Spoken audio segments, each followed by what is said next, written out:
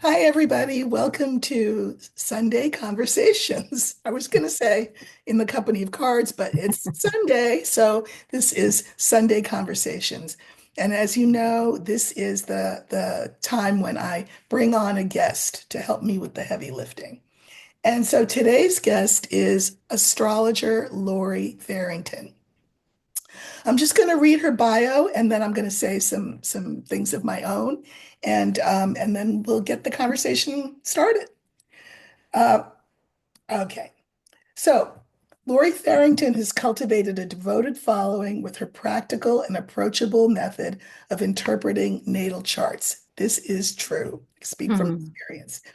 With over 50 years of independent study and practice, Laurie's carved a unique niche by demystifying complex natal interpretations while forging meaningful connections with her clients and students.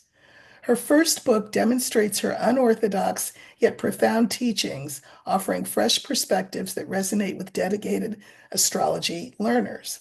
Her quiet wisdom continues to inspire those who've embraced her distinctive voice in the field of natal astrology. Laurie's currently working on her second book, focusing on the intricacies of relationships through the lens of astrology. So that's the formal bio, but let me say I've known Laurie for a long time, uh, as certainly I was her client and I am now her friend. And I became a big fan of Laurie through her writing. Where were you writing? Was it on Facebook, I I think? think probably through my blog, and then I would take my blog and put parts of it on Facebook a Right. lot. And Just beautiful, yeah. beautiful writer. So when my book came out, I was happy to have a book out. And I just loved Laurie's writing. It's beautiful. So I asked her if she had an editor, if she was working with a publisher, and she said no. And I said, well, do you want me to contact mine? And she said yes. And I wrote an email, and what I said to my editor was that I thought Laurie's writing about really deep, important things was incandescent. I mean, it was the best word that I could think of to describe the way that you write.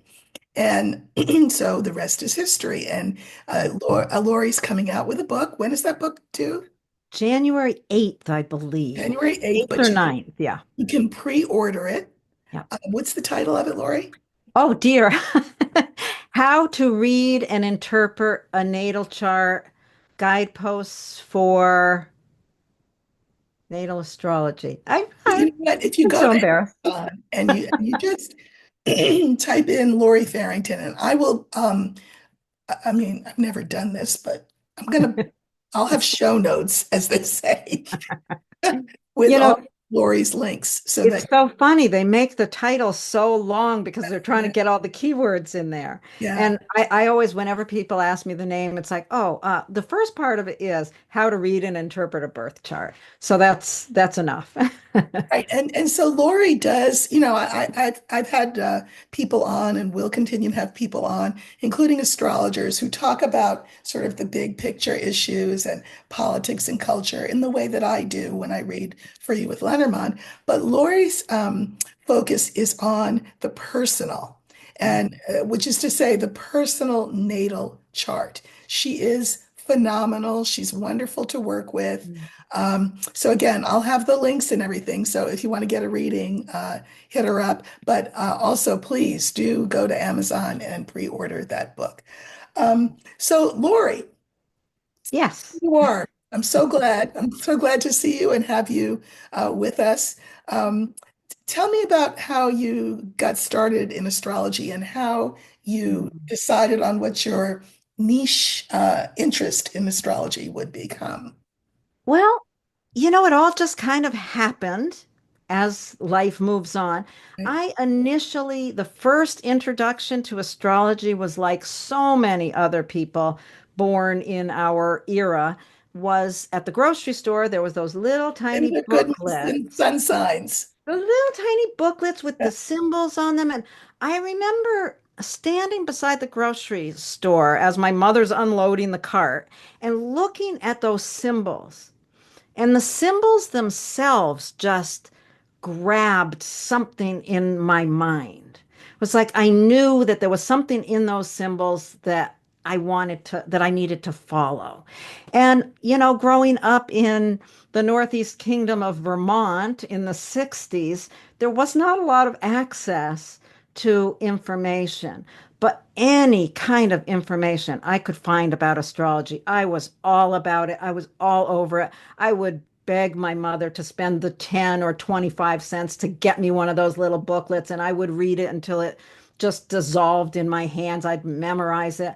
I was just intrigued. I grew up in a very complex, large family, and I was the youngest. So my entire life was about observing the individuals around me, trying to keep myself safe by knowing who people were. And when I got this window into, just simple sun sign astrology, initially, it really woke something up in me of how different we are. Mhm. And how, it's so easy when you're a little kid, you think, well, those people have two eyes and, they look like me, they must be like me. And really beginning that first little bit of understanding how deep we are and how complex we are. And yeah, as far as how I came to my focus, back when I was first really studying, when I first started finding actual books and real information, it was all about the natal chart. Right. What you would find was about the natal chart because there wasn't the internet. There wasn't everyone on the street didn't know when Mercury was going to go retrograde or when there was going to be an eclipse or all of those things. So it was all the natal chart. And I find people so fascinating. Mhm. So every individual is a puzzle, and every individual is so beautiful when you see the complexity that's built into their their lives. Mhm. I Mhm. love people, and astrology gives me a way to understand them. See, this is a complete aside, but I mean, so let's say you're born with a certain chart, planets in certain alignment.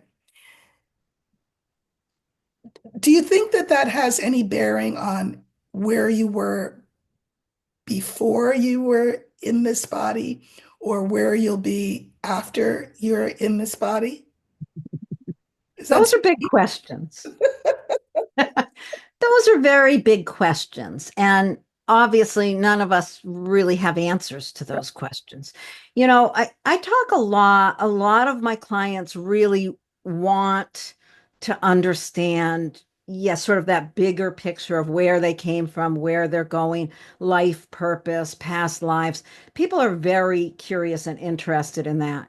And there are definitely clues that you can work with in the chart that can give you information about where you came from, where you're going.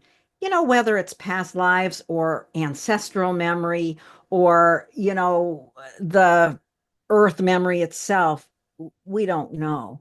Uh, Mhm, but there's plenty of information in the chart that can lead us into a lot of those interesting questions. mhm. So tell us more about the focus of your book, because I'm so Oh, excited. well, it's really funny because when you first brought up, and I really am so grateful to you. I am so grateful to you because if you had not introduced me to the publisher, I had been writing. It was funny when you asked me, I had been writing for a while. Mhm, And I said, "Oh, yeah, I'm writing a book." But I had no thought in my mind about it going anywhere other than to my students. My 12 students would read it. That was all I thought in my head at the time. So the real focus is for people who know a certain amount of astrology. Everybody today seems to know quite a bit of astrology because there's so much of that information out there. And what people tend to know is when Mercury's retrograde, when there's an eclipse, when, all these things that are happening in current time, people know about. mhm. they don't know as much about how to actually work with the natal chart, which Mhm. is a whole different thing. You know, you think the planets as they're moving around and all these things are happening up there. A natal chart is like taking one split second of time out of that flow and putting it into a person, putting it onto a flat piece of paper to understand. You know, so it really is like, I mean, those are two very different branches of astrology. There's mundane astrology, which is the motion that's going on in current time and how those things impact nations and cultures and societies and all of that. And then there's natal astrology, which is looking at the individual. So really, it's one split second in the mundane motion that is brought down. I think of it like one split second of time is taken out of that and handed to you. You breathe it in, and it is everything in that moment, all the challenges of that moment, all the gifts of that moment are yours to work with, to understand, to develop, and to struggle with, and to heal. So when you say, one split second, I mean, that's a teeny little t fraction of time. And is it not true that that 1 second, and I love the way you said, it's given to the person and you breathe it in and then you become. And when you put it on paper, you can see it all in a fractal kind of a way, correct? Like Yes. that Yeah. that 1 second is not one dimensional or two dimensional, Right. You but it, print it on a two-dimensional sheet of paper, but it's yes, it's like a fractal. Yeah. yeah. I mean, I think that's just Yeah. amazing. So, what will we learn how to do with your book?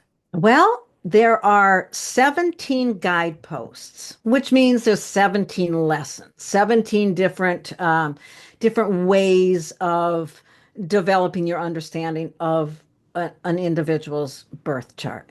So, you know, really,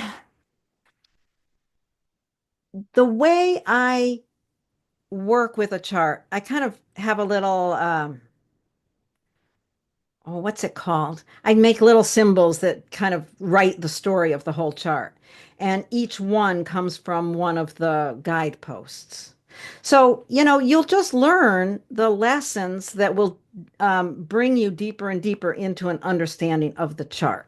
So, what's an example of a guidepost? Oh, an example of a guidepost would just be, you know, the very first one, which is the simplest one, is just about was the person born during the day or at night? Hmm. You know, and that makes a huge difference. I have this idea, and I think I write about it in the book, where at that moment when that baby takes that first breath, if you just imagine that child being wrapped in a little blanket, brought outside and laid down, what do they see? You Hmm. know, are they born at a moment where it's totally black? You know, it's a new moon. There's not a single, you know, bit of light in the sky, or is it noontime? You know, Hmm. these things make a huge difference in terms of who we are, who we become. So, you know, that's one of the first ones. I really like one of the one of the guideposts that I really like a lot right now. You know, I go through different times that I like different ones the most, but is called um, a dispositorship tree. And what it is, you know, people think about a natal chart. They think about astrology. They think I'm a Leo or I'm a Scorpio or I'm a this or a that, their sun sign. And they think signs. A lot of people think that if they know a lot about the signs, then they know a lot about astrology. But it's really the planets that make things happen. Ah. You know, each planet is in a sign, which the planet is the part of us. The sign is how that part is going to behave. And then the house that it's in is the area of life where that actor is playing out. Mhm. But so the planets are really the most important piece. And when you work with a chart, this one guidepost teaches you how to discover the hierarchy of the planets. Some people have, they think, oh, well, I'm a Virgo, let's say.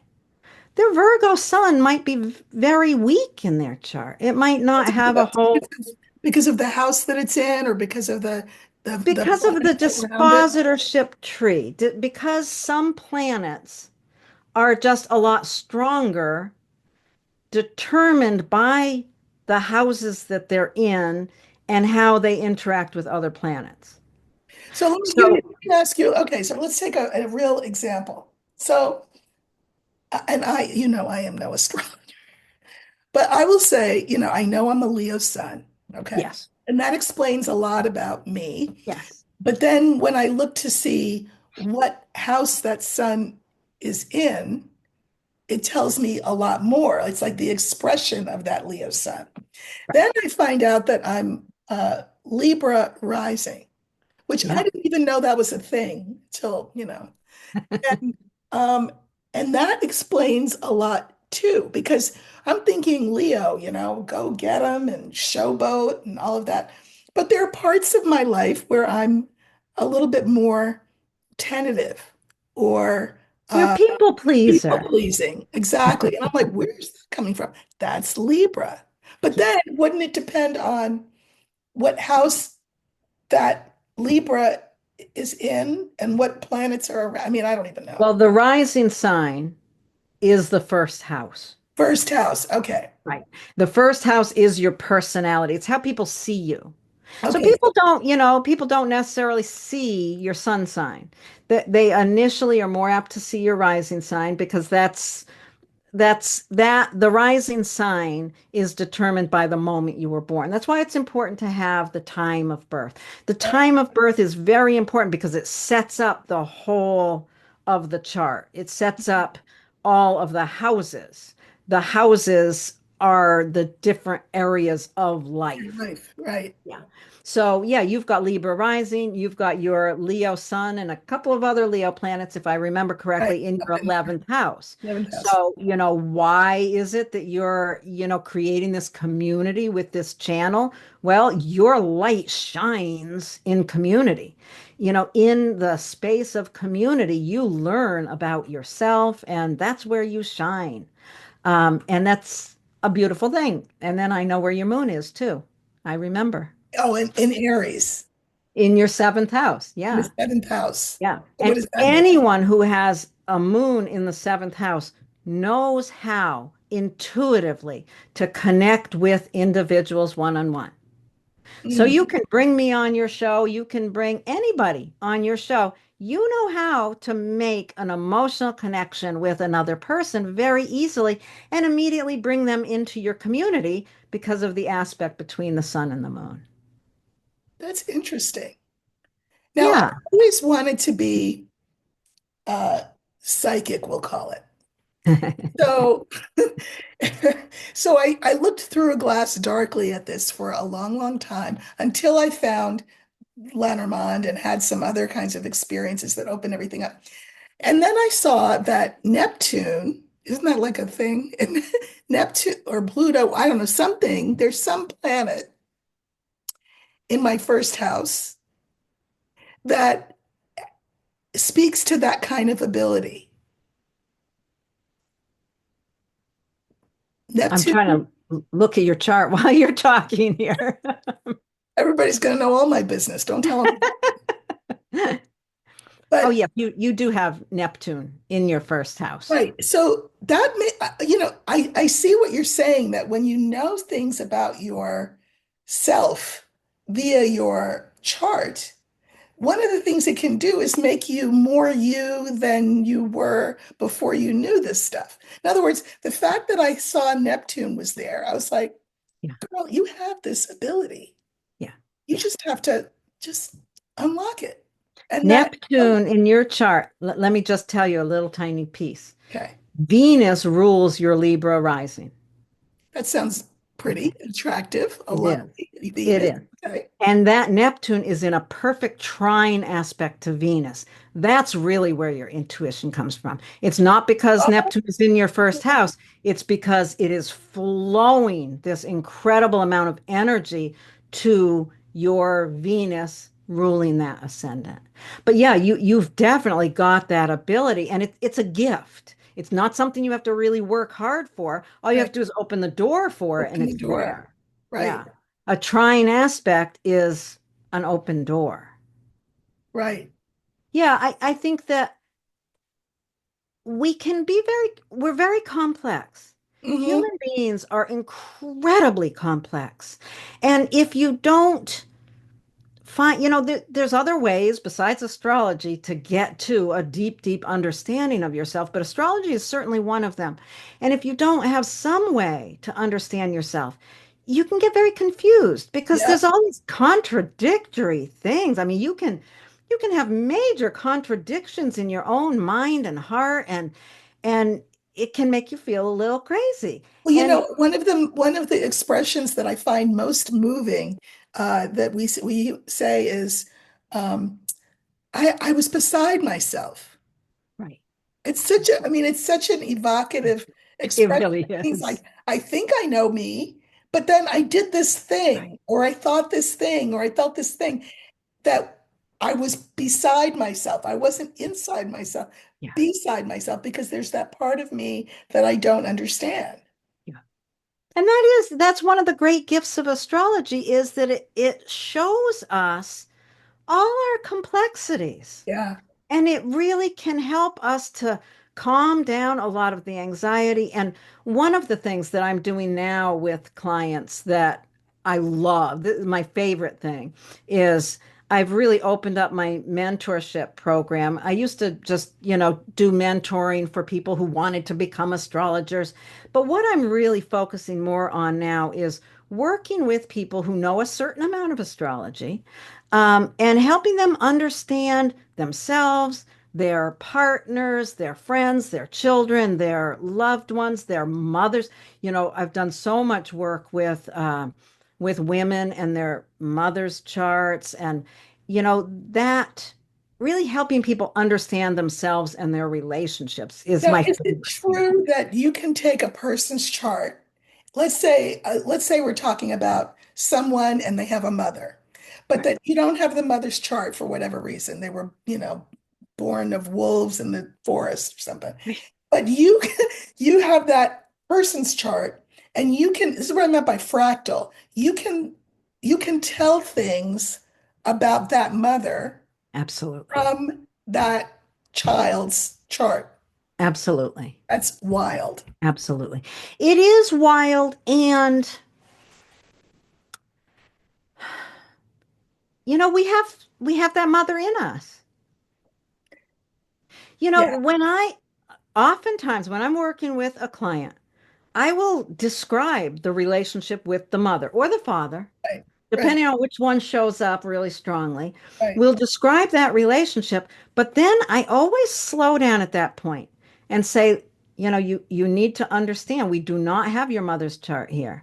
So we're not, what we're really looking at is the part of you. You. This is part of you. You saw it in your mother. Your first understanding of yourself came from looking at your mother. This is when we look at the mother, it's all through the That moon. filter of the moon. Yeah. Yeah. It's all through the filter of the moon, the sign, the house, the aspects, the dispositorships, etc. So there's a lot of information. There can be a lot of information there, but you really want to not just stop and say, oh, that was my mother, but what does that tell me about me? Right.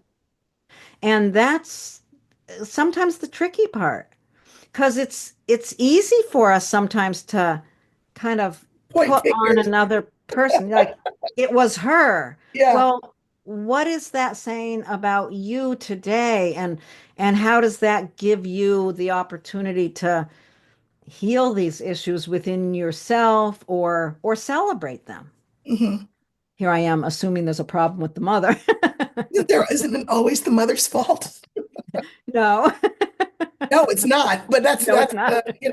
well, no, it's interesting because I think it's very difficult for children to see their mothers through any lens except the relationship to them. So let's say a mother is very successful, And let's say a kid is just starting out. Instead of saying to themselves, well, that's great that she's successful and I'm just starting out, the kid can say, the kid will feel it's like an indictment of them, every success that their mother has, Yeah. because they're not there yet. You know what I mean? The vision is skewed. Yeah. Yeah, it definitely is. One of the interesting things I always think about when mothers and mother charts come up is that I, I got all my family's charts and had them in a file for years, and I'd look at them occasionally. But there's a thing that happens to me when I work with a chart. I have these little steps, and it's basically the guideposts in the book, the steps that I go through. And as I go through, it's like I just sort of do it, like boom, boom, boom, boom. And there's somewhere in that process where I feel the person. It's like I just have Interesting. a sense of that person inside me. And it's like, oh, I got them. I understand them. And one day, randomly, I was probably in my late 30s at this time. I pulled my mother's chart out of a file. I hadn't ever really worked with it in any big way. And I started just doing that process. And I had that feeling, and it like, who the hell is that? I was absolutely stunned, Erica. It was like, that's not my mother, right? Did you And see that movie, Everything Everywhere All at Once? I did. I That's mean, interesting. But the yeah, next step from that, I want to tell you is, I'm the youngest of five kids. So I took each one of my siblings' charts and my mother's chart, and I interviewed each one of my siblings about their mother. And what I discovered was each one had a different different mother. mother. Hmm. They had the mother that they saw through their Yes. chart, through their lens. And the actual mother was a part of all of those things, but she But was she's someone also totally more and different. different. Yes. Right, Yeah, that's right. why I brought up that movie because my daughter had me see that and she was very moved by it, like to tears even. And I thought, why is she so worked up about this? And I think it was because of we were very, very, very like close. And I Mhm. think that for her, the idea that your mother is your mother and that relationship's always there, but she's had lives and worlds before you and after you and around you and this coming Mhm. together is just, I mean, it's for a purpose and to learn Mhm. lessons and all of that, but that is not the sum total Right. of her of the why of her existence in the world, your Yeah. mother, Yeah. right? And I think for her that was shocking, Yeah. actually. Yeah. But on the It's other hand, you would think it would be, and I hope in time that it is, really freeing, you know? yeah. That's It's what I'm thinking about your book. And, as I asked, like, what are we going to learn how to do? we're And going to learn to understand how to work with a birth chart and how to understand the person that is in that birth chart. yeah, That's what that's what I hope people will take from it. The book is basically for people who have a little bit of the language, or people who have a lot of the language. mhm.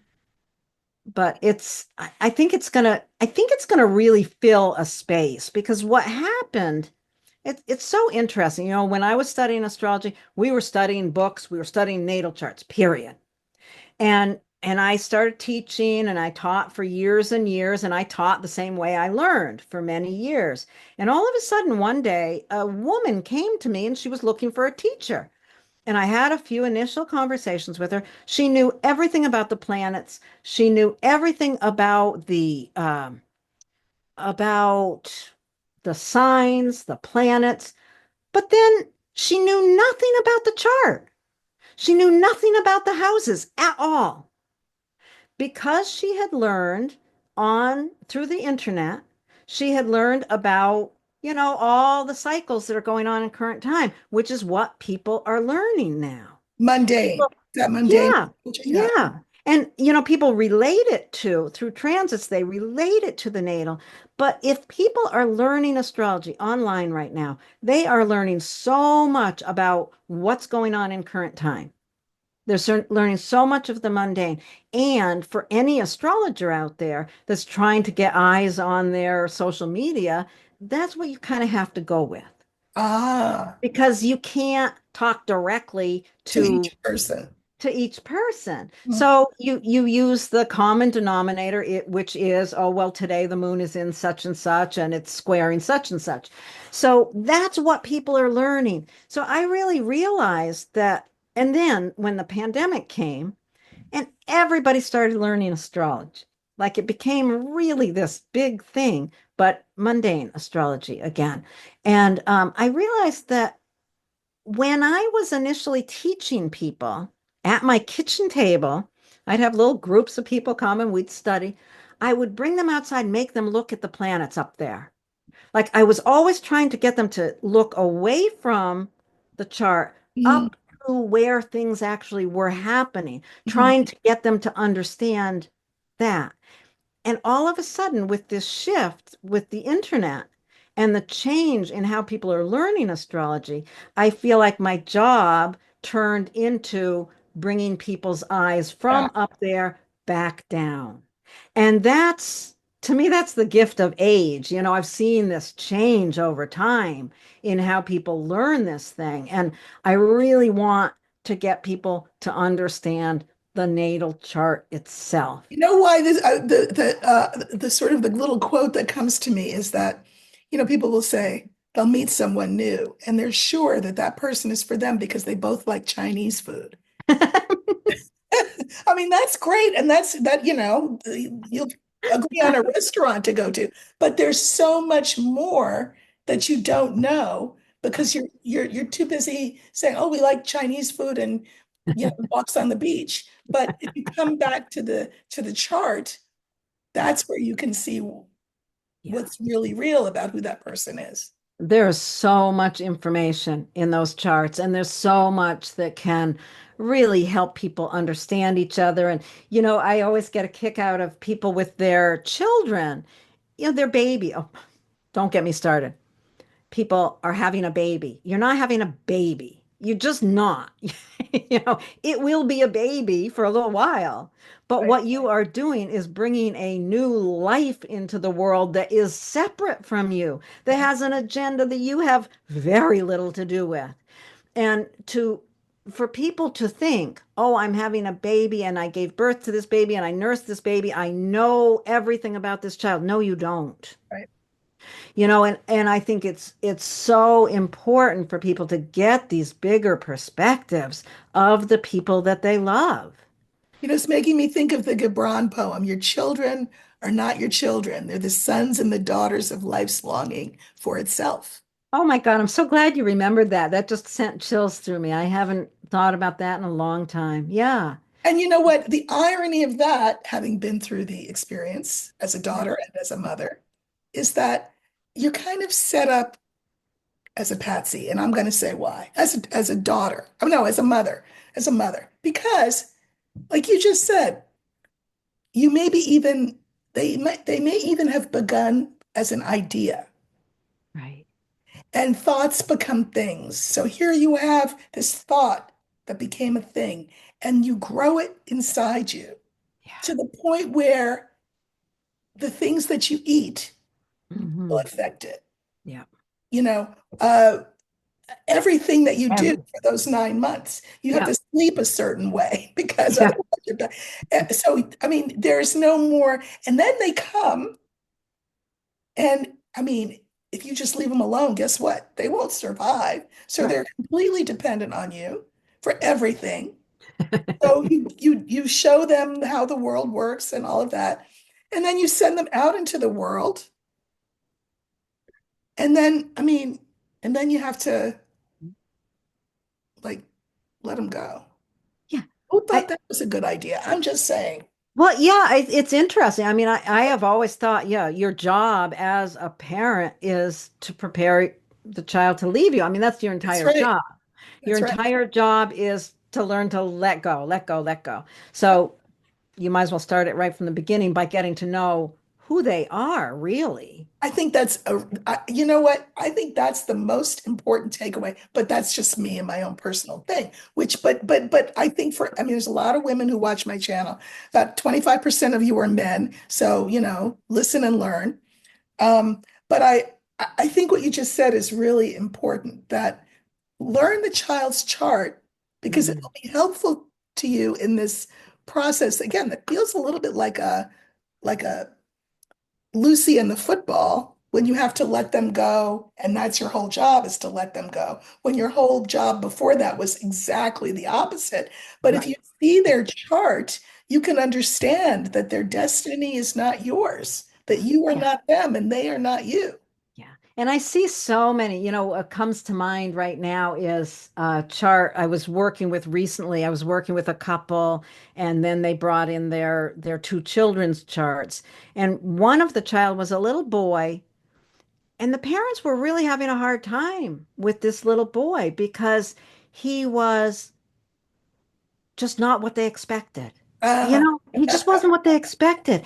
And I look at this little boy's chart. He was all water. He was all Pisces and Cancer. And, he was just the most sensitive little thing in the world. And here they are trying to, toughen him up, yeah. get him All, to go out all and play. Capricorny, huh? Right. Capricorn Yeah. and The parents were Virgo. very like, I think the parents were really fiery. And, you've got to understand some of these. I mean, you don't have to, but if you want to really help your child grow to be the unique individual that they are and not just a reflection of you, um, understanding them is so helpful. So Yeah. helpful. No, Yeah. I think that's terrific. Yeah. And so, what would you say the main differences are between your book and others that you see out there? Is it that most of the books are like social media in the sense that they're dealing with mundane astrology? There's been a lot of really good books came out around the pandemic for, beginner astrology to really get you familiar with what the planets mean, what the signs mean, what the houses mean, those, the alphabet, so to speak, of the Yeah. language. There's a lot of really good books. And what there wasn't until my book, where I think my book is uniquely positioned is it's the next step after that. Okay. There's some real high level books as well, some really, more high level intellectual books. This book is very, very practical. Hmm. It's very practical, helping you understand what to do with this information. It's great if you know what all the signs mean. It's great if you know what all the planets mean, and you can go through and you can say, oh, well, my Mars is in Cancer, so that means X, Y, and Z, and my moon is in this, and that means X, Y, and Z. But to be able to bring those things together into a cohesive, gestalt of the person is really what I'm trying to is to bring practical exercises to teach you how to work with it. Remember you said earlier that, you know, doing this work the way you do with these signposts and all, what do you call them? Are they signposts? Guideposts. Guideposts. And that you can feel the person. Is that the object of the game here with this book? Will people be able to feel the person that they're? I think that depends on the person doing the work. Mhm. I mean, that sense of, oh, I feel the person. I don't know. I have 6 planets in the 12th house. The 12th house is the hidden house, the psychic Oh, house, it's the mystery, it's the unconscious. 12 planets there. So what does that mean that you have 12 planets there? No, 6 planets there. I mean, six. Six is plenty. It's interesting. It's a lot. What it says to me, when someone has a lot of planets in one place, it's called a stellium. And mine is a really big stellium.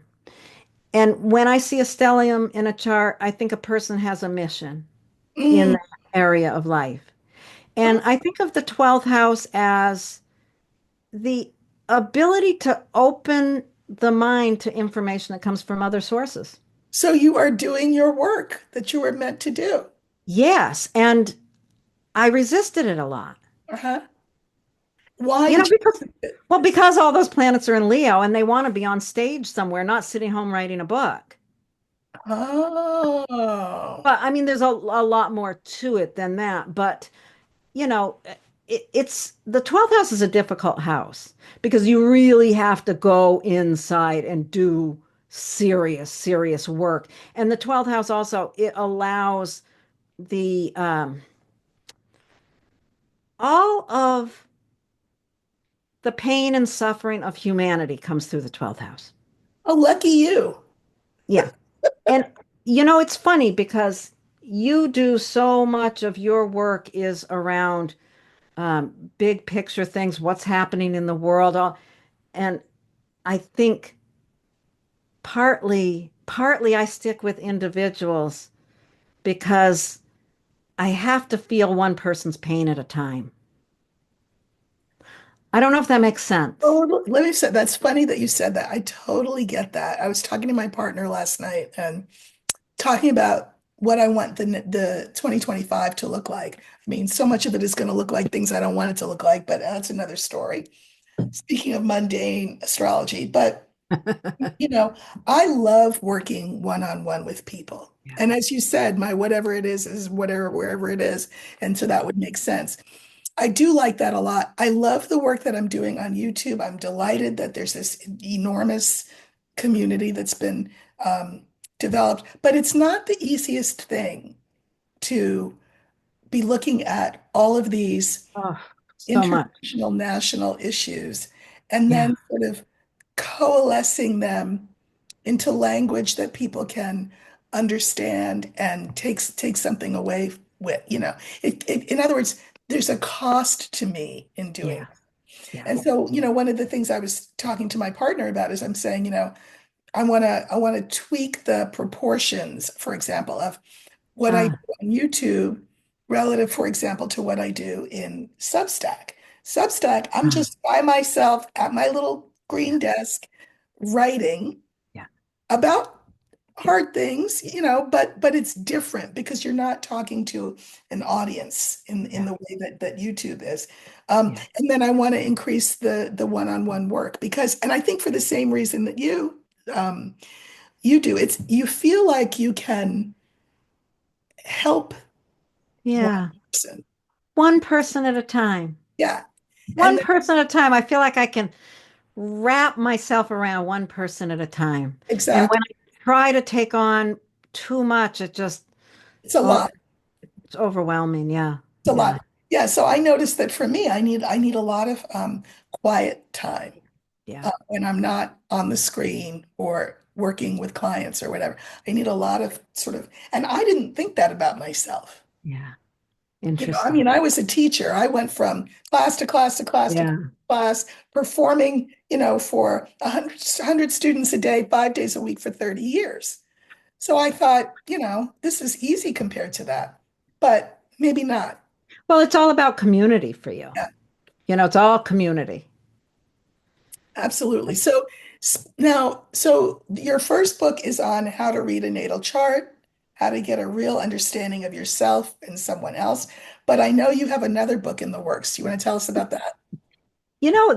The next book is really interesting how it has developed because when I started writing as soon as I sent the manuscript of the first book out, Uh, because I have fallen in love with writing. I'm up at you are 4:30 you or are a beautiful, beautiful writer. It was I what love to first write. drew me to you was how beautifully you write.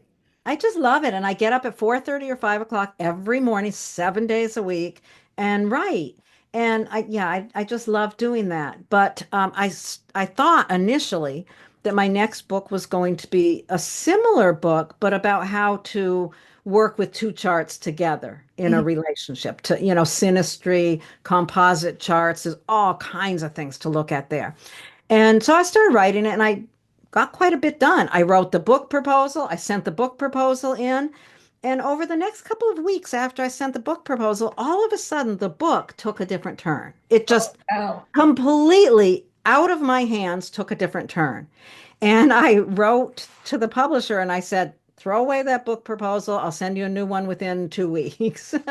And so what the new book is it's about relationship, but it's about relationship from the perspective of your individual natal chart, not bringing two together.